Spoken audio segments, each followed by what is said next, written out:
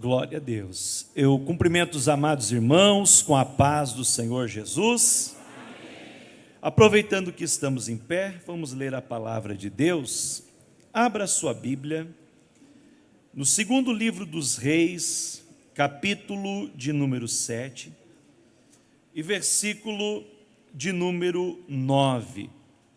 Enquanto os irmãos procuram o texto bíblico, eu quero aqui agradecer de todo o coração por essa honra, pelo convite do nosso pastor presidente, pastor José Orisvaldo Nunes de Lima, o qual eu admirava muito à distância, mas ao sentar com ele por um tempo na convenção lá em Cuiabá, aí eu comecei a admirá-lo muito mais. E para mim, pastor, o senhor marcou a minha vida com muitos ensinamentos que ficaram no meu coração. Obrigado pelo carinho, pela consideração. É um prazer rever também o pastor Jairo Teixeira e também fazer menção aqui dos meus amigos, pastor Eleazar Cavalcante, coordenador dos jovens e também representante da comissão de planos e estratégias de evangelismo e discipulado, lá na CGADB, representando muito bem o estado de Alagoas. Eu estou tentando localizar o servo de Deus, eu não sei onde é que ele está. Está aqui atrás, né? Glória, está por aí. E o meu amigo presbítero Tiago, que é um homem de coragem. Receber você já viu o meu tamanho, a minha esposa, que não é tão baixinha também, a minha filhinha, que é pré-adolescente, come bastante, e ainda a minha sogra. Olha só, irmãos, isso é maravilhoso. É um servo de Deus abnegado e que tem cuidado de nós. Desde que nos conhecemos, foi enviado pelo pastor José Orisvaldo lá em Santa Catarina, em Joinville, um dos nossos eventos. Nós tivemos uma comunhão muito maravilhosa e estamos aprendendo com o Tiago e com a igreja aqui de Alagoas, assim como a gente também tem tido a graça de poder contribuir e somando juntos para o reino de Deus. Obrigado, Tiago, Deus abençoe em nome de Jesus. Os irmãos encontraram o texto bíblico? Diz assim a palavra do Senhor: então disseram uns aos outros: não é certo o que estamos fazendo. Este dia é um dia de boas novas e nós nos calamos. Se esperarmos até a luz da manhã, seremos tidos por culpados. Vamos agora mesmo anunciar isto no palácio real. Amém. Estejam assentados, glorificando e bendizendo ao nome do Senhor Jesus. No mês de abril do ano passado, Deus me deu a grata satisfação de publicar um livro, que é um livro didático do curso Teologia Aplicada, que é o equivalente ao curso médio, mas com enfoque prático, no IBE, que é o Instituto Bíblico Esperança, lá de Porto Alegre, Rio Grande do Sul. O meu pastor Sérgio Melfior, foi convidado para escrever o livro e devido às suas muitas atividades não pôde, então nos incumbiu dessa tarefa. E esse livro hoje ele é usado em todo o Rio Grande do Sul para a glória de Deus, e temos uma parceria muito linda com a igreja em Porto Alegre. E eu trouxe um exemplar aqui e dediquei ao pastor José Orisvaldo Nunes de Lima, dizendo o seguinte: o senhor é uma referência para todos nós. Com grande apreço e consideração, então receba, meu pastor, esse livro de presente. Amém, meu querido. Muito obrigado. Deus te abençoe pelo projeto de Deus. Glória a Deus. Infelizmente, eu não trouxe livros para vender, mas trarei-os, que já está confirmado, uma participação nossa no Liderar Nordeste, no mês de março. Então nós estaremos aqui, se não me engano é o terceiro final de semana do mês de março, e eu vou ministrar sobre discipulado para jovens, como trabalhar o discipulado para jovens e como também desenvolver um projeto piloto para criar a cultura de discipulado entre os jovens, baseado num trabalho que nós fazemos na congregação que eu pastoreio, que é o setor 8 da Assembleia de Deus em Joinville, o setor Shalom. E eu aproveito esse momento também, antes de entrar no comentário do texto, para deixar registrado aqui o abraço fraternal do meu pastor-presidente, pastor Sérgio Melfior, ao pastor José Lisvaldo e também a todo o ministério, todos os amados pastores e toda a igreja do Senhor. Ontem saí do gabinete dele 2 da madrugada, de uma reunião, estávamos ali tratando de alguns assuntos da obra de Deus, os projetos do evangelismo e discipulado para o próximo ano em Joinville, recebendo também o reforço de um pastor de outro estado que estará nos ajudando também nesse trabalho. E eu disse: meu pastor, o senhor me autoriza eu participar do culto e pregar amanhã à noite, né, a convite do nosso pastor José Orisvaldo lá em Maceió? Ele me autorizou, porque na nossa reunião de pastores ele proibiu todos os pastores nas férias de pregar, porque se deixar, como o pastor falou, os pastores ficam pregando e não descansam, e as nossas férias são 10 dias apenas por ano. Então a gente pediu autorização, ele não só me abençoou, mas pediu para eu trazer o abraço dele ao pastor e a toda a igreja. E ontem, irmãos, começamos o ano, primeiro culto do ano, dia 1º, nós viramos a madrugada em todas as igrejas do campo e também no estado, é cultural lá passar a virada do ano no templo, é o dia que a igreja fica mais lotada no ano, e cadeiras e galerias ocupadas, e tivemos um culto maravilhoso. Acabou de madrugada, e à noite, o primeiro culto do ano, o presidente lançou o desafio para o discipulado dirigir o culto. Então nós ontem, com a equipe do discipulado, dirigimos o culto e trouxemos o pastor Clebson Bandeira de Imperatriz para pregar a palavra. E ontem Jesus salvou 20 pessoas, primeiro dia do ano, 20 pessoas se renderam ao Senhor Jesus Cristo. Louvado seja o nome do Senhor. E eu aproveito isso para introduzir a mensagem e dizer o seguinte para os irmãos: evangelismo e discipulado é a prioridade da igreja. Evangelismo e discipulado é a prioridade do trabalho que você desenvolve para Deus, independente do departamento. Evangelismo e discipulado é a tua prioridade como cristão. Por que, pastor, evangelismo e discipulado é prioridade? Primeiro, porque é a obediência à ordem do Senhor Jesus.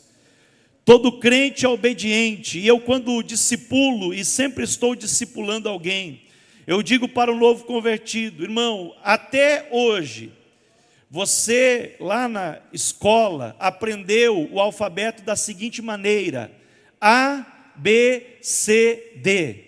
Mas agora que você se converteu, o alfabeto mudou. Agora é O, B, D, C. Você pode repetir comigo?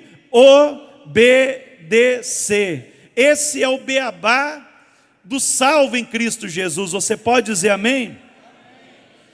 E a última ordem, que nós chamamos de grande comissão, Jesus disse aos seus discípulos e por consequência para toda a igreja: portanto, ide, fazei discípulos de todas as nações, batizando-os em nome do Pai, do Filho e do Espírito Santo, e ensinando-os a obedecer tudo quanto eu tenho mandado a vocês. E eis que eu estou com vocês todos os dias, até a consumação dos séculos. Glória a Deus. Por que prioridade para mim evangelizar e discipular? Porque sem evangelização e sem discipulado não há salvação de almas. Meus irmãos, nós precisamos saquear o inferno e povoar o céu. E conforme a lição da escola dominical do último domingo, que eu tive o privilégio de ser o professor na igreja que eu pastorei e congrego, Nós precisamos apressar a vinda do Senhor.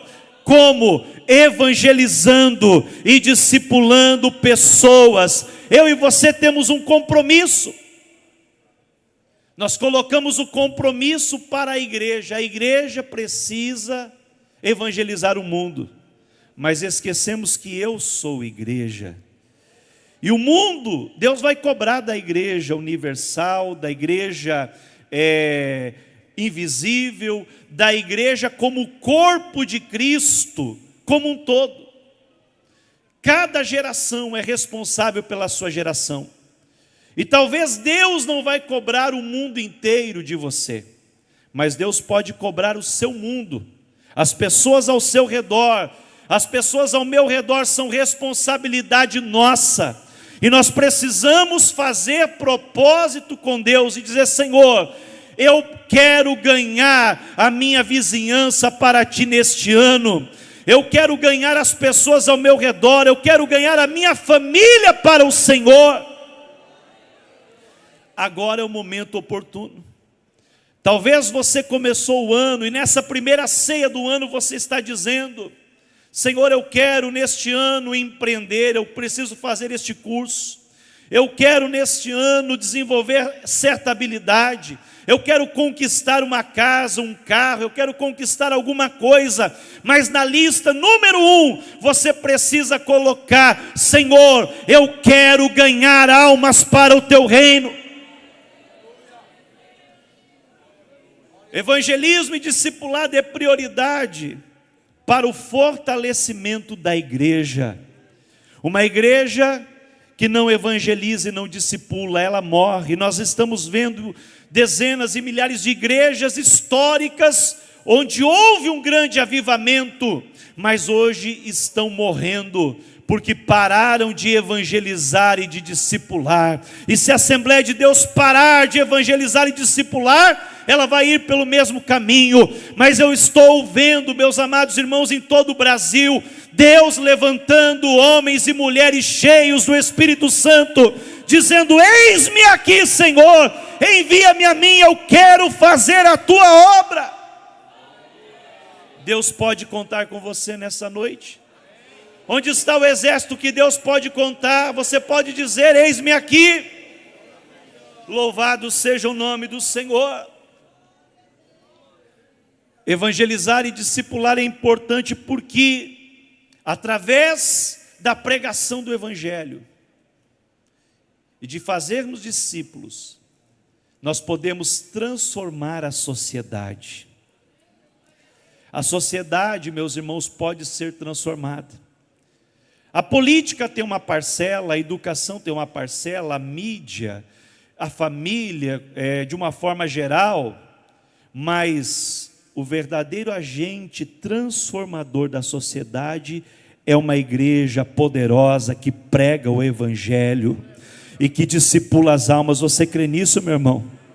Louvado seja o nome do Senhor. E por último, porque eu e você devemos evangelizar e discipular? Para glorificar a Deus. Quando você ganha almas, você está glorificando ao Senhor. Você está valorizando o sacrifício de Cristo, que derramou o seu sangue na cruz do Calvário. Hoje vamos participar aqui do corpo e do sangue simbolicamente. Mas por que Jesus fez isso? Foi por amor às almas que estão perdidas e que precisam ouvir o Evangelho da salvação. Louvado seja o nome do Senhor. Enquanto eu escrevi este livro e em meio às pesquisas, surgiu uma frase que me impactou muito. Na internet ela está atribuída a Charles Spurgeon. Eu fui pesquisar um pouco mais e descobri que não tem um autor conhecido. Alguns até falam de Wesley. Não se sabe quem é o autor, mas é uma frase que ela nos faz entender o que é a evangelização. E diz o seguinte: evangelizar ou o evangelismo, eu não vou conceituar que evangelismo e evangelização são coisas diferentes. E daí, se você ler meu livro, depois você vai entender a diferença. Eu estou falando de forma geral.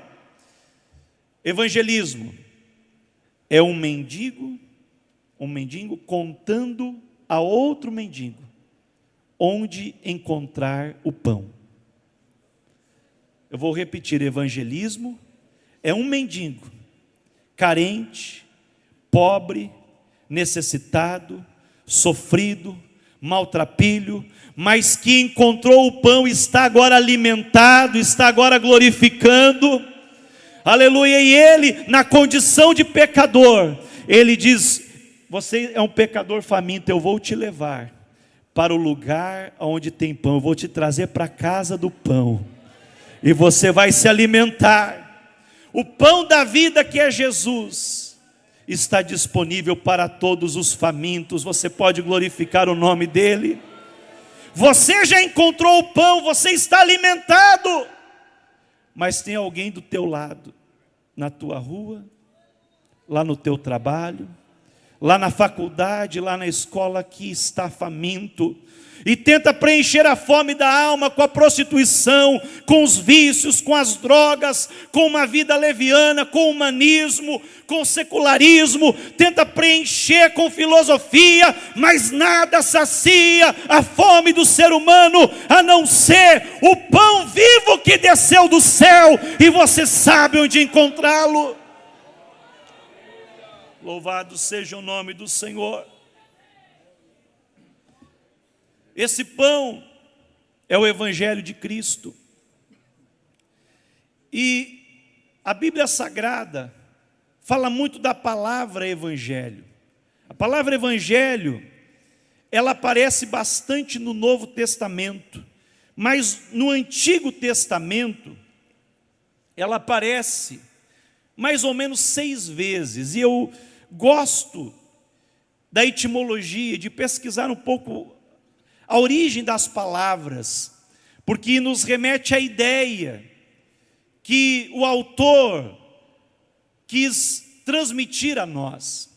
E na Septuaginta, que é a tradução grega das escrituras hebraicas do Antigo Testamento, aparece essa palavra grega, evangelho, boas novas, 6 vezes.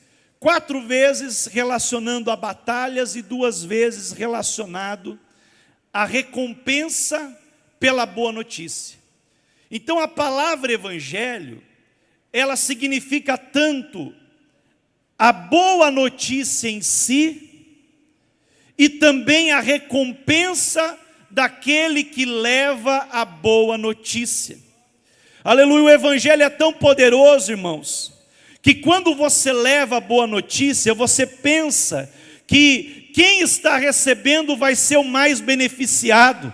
Você já percebeu isso quando você prega, quando você discipula, quando você ensina, quando você fala de Jesus para alguém? Você pensa, essa pessoa foi abençoada, mas você sai tão jubiloso, você sai tão renovado, tão abençoado, que o mais recompensado é você. O evangelho é a palavra, mas também a recompensa. E os gregos, eles diziam que evangelho era o sacrifício de agradecimento pela boa notícia. Quando recebia-se uma notícia boa, eles sacrificavam aos seus deuses. E os romanos pegaram essa palavra e mantiveram a palavra grega evangelho, mas de uma forma diferente. Eles usaram essa palavra para destacar notícias importantes. Por exemplo, a palavra evangelho, ela significa novas que trazem alegria. E lá nos tempos de Jesus, olha que coisa interessante, foi pregado um evangelho muito poderoso para a época, na visão dos romanos, que era o evangelho de César Augusto. Por quê? Porque quando existia uma notícia que mudava a história da civilização, uma notícia que poderia transformar a vida dos ouvintes, uma notícia que faria com que a ordem social fosse mudada.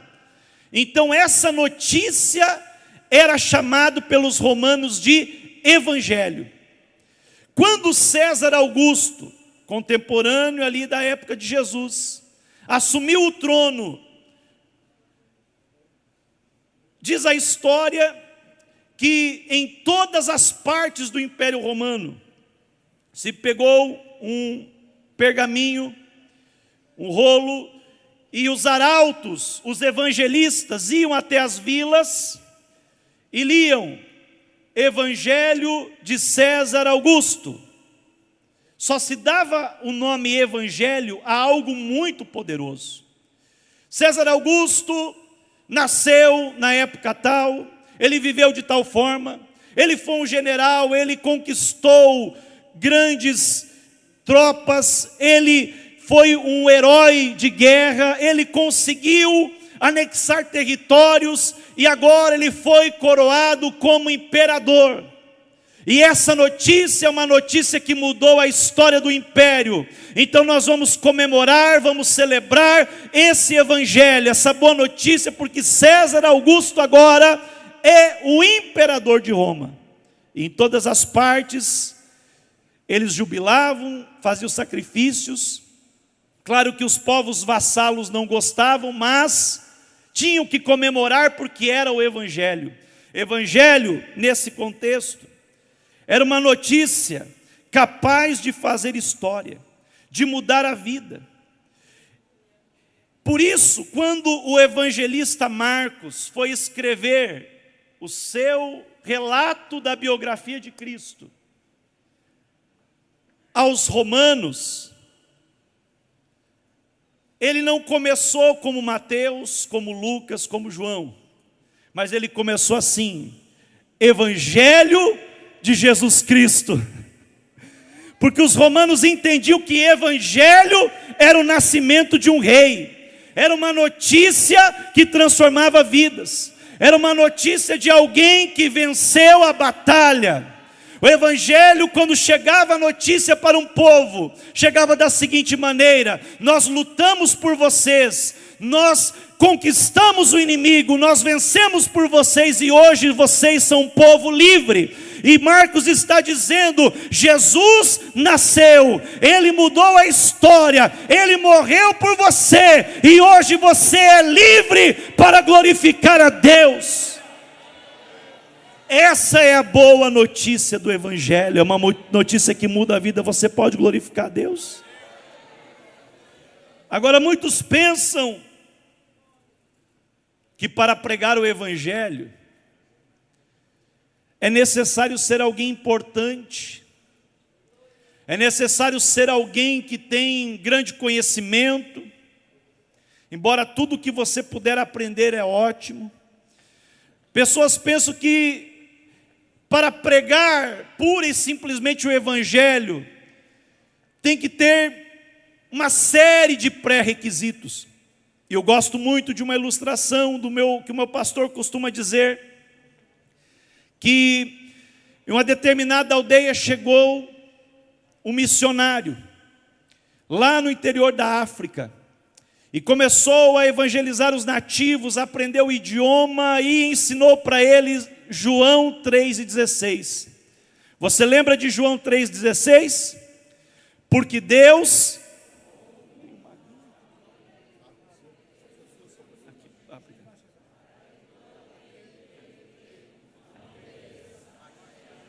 Melhorou no final. Vamos de novo, irmãos. Essa é a mensagem central do evangelho. 1, 2, 3.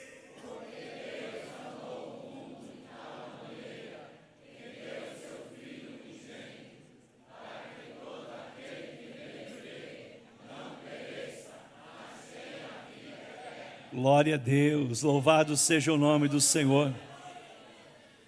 E após aquele culto, um dos nativos que estava ali disse: missionário, você poderia orar a Deus por mim? Sim, posso orar. Qual é o motivo? Eu quero pregar o evangelho. E aquele missionário ficou um pouco incrédulo. E disse, mas olha, você tem que aprender mais, tem que fazer um curso teológico, você precisa se preparar melhor. Você só sabe um versículo. Aí ele disse, missionário, eu sei que eu não sei muito da palavra de Deus, mas essa palavra que o Senhor pregou mudou a minha vida, me encheu de alegria, essa boa notícia que Jesus morreu por mim e perdoou os meus pecados, me transformou. Eu só sei um versículo. Está vendo atrás daquelas montanhas, que está subindo uma fumaça? Sim, estou vendo, disse o missionário. Lá existe outra tribo, e aquela tribo não sabe nenhum versículo.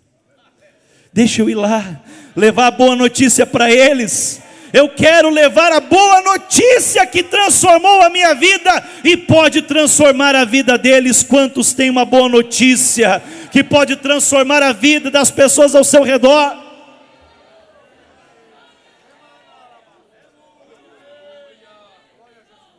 O texto que eu li, eu não fugi do texto, irmãos. Eu vou agora concluir com o texto.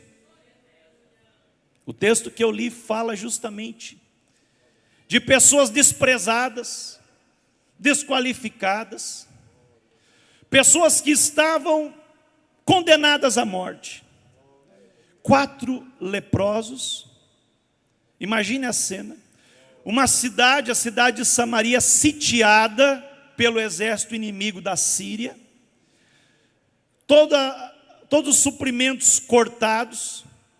Vamos fazer uma analogia hoje, lá a faixa de Gaza, né? Não pode entrar energia elétrica, tal, está cercado, e não tinha o escape que o povo palestino tem para o Egito, tudo trancado, ninguém entra, ninguém sai, vamos deixar esse povo morrer sem nada, e o povo morrendo de fome.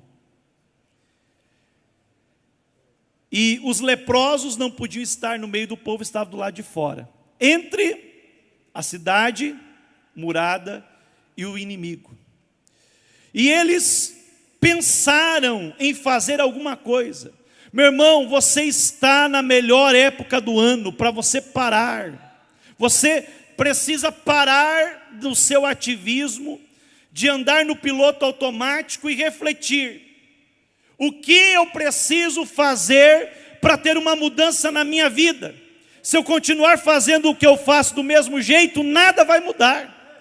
Mas eu preciso ganhar a minha família para Jesus, os meus vizinhos para Jesus, meus parentes para Jesus. Então o que eu vou fazer? Eles pensaram, temos que fazer alguma coisa. Se nós ficarmos aqui, vamos morrer. Se entrar na cidade, vamos morrer. E se formos para o arraial dos sírios, tem uma chance remota de eles não nos matarem e nós podemos comer e sobreviver. Vamos lá então. Mas Deus, irmãos, gosta de pessoa que tem atitude de fé, de pessoas ousadas. Eles foram como 4 leprosos, mas para os inimigos eram 4 exércitos que estavam chegando ali. Eram cavalos e carros de guerra e eles fugiram apavorados e deixaram todos os víveres para trás, todos os alimentos, todas as riquezas, tudo o que havia. E os leprosos pensaram, olha, que interessante, não tem ninguém. Olharam de um lado para o outro, parece que todo mundo fugiu. Entraram numa tenda, comeram. Lembra? O mendigo que comeu, ficou com a barriguinha cheia. Entraram noutra tenda, tinha ouro, tinha vestes, cavaram, esconderam. Entraram na outra, tiraram uma soneca, tinha muito conforto. E aí, o Espírito de Deus deu alerta. Deus só me trouxe aqui, irmão. Eu nem vou falar sobre estratégia. Depois, em março, a gente vai falar sobre isso. Deus só me trouxe aqui, para te dar um alerta. E esse alerta é o alerta que o Espírito deu para os leprosos. Este é um dia de boas novas. Xarabacanteremaste, candaramaste, candarai. Você está aqui feliz, alegre, alimentado, bem cuidado, cheio da graça, cheio do Espírito Santo, com as riquezas celestiais, com os dons espirituais.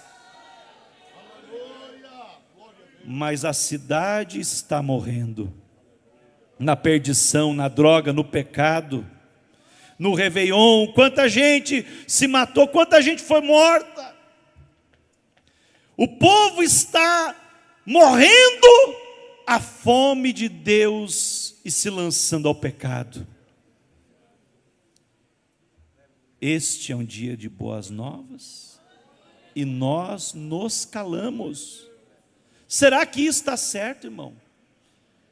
Eu querer só para mim ser abençoado, fazer campanha propósito para ficar próspero, para ficar rico, para começar o ano bem, para ter um ano de vitória, e as pessoas ao meu redor estarem perecendo.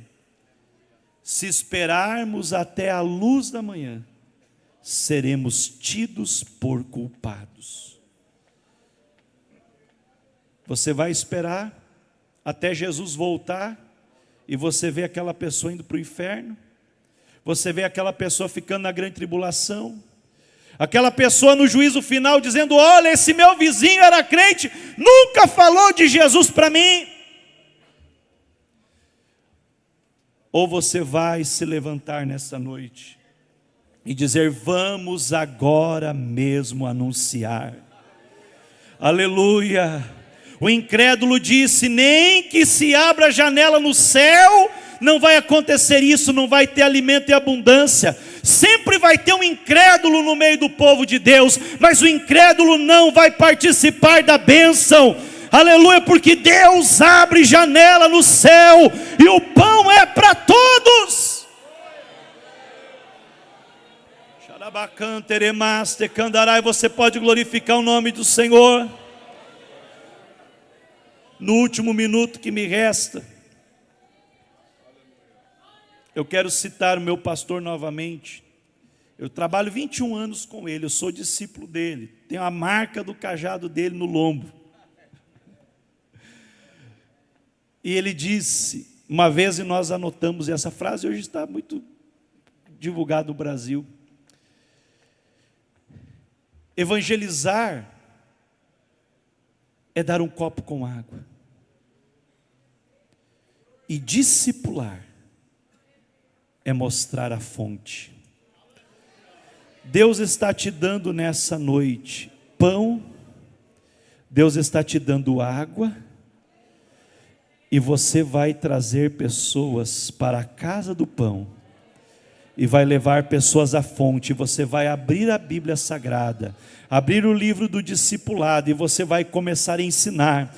E daqui poucos meses você vai dizer: pastor José Orisvaldo, eu tenho filhos na fé, que eu ganhei, que eu discipulei, e eu estou apresentando para descer as águas do santo batismo. Se você ainda não teve essa experiência, meu irmão, faça um propósito com Deus nesta noite, e diga: neste ano de 2024, será o ano da grande colheita de almas para a glória do nome de Jesus.